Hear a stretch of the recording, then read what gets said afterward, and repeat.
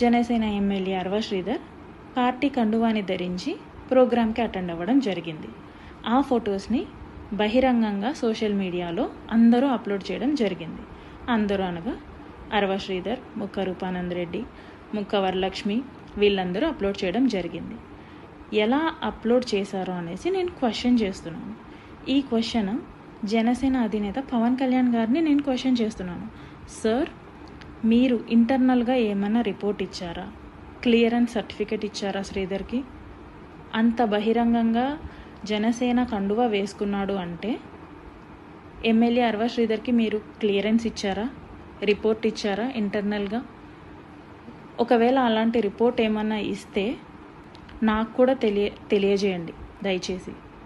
ఎందుకంటే అతని పార్టీ కండువా వేసుకోవడం ఈజ్ అన్ అఫెన్స్ అనేసి నేను ఈ వీడియో చేస్తున్నాను.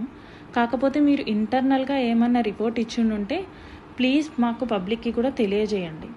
ఎందుకంటే I'm the one who suffered by him.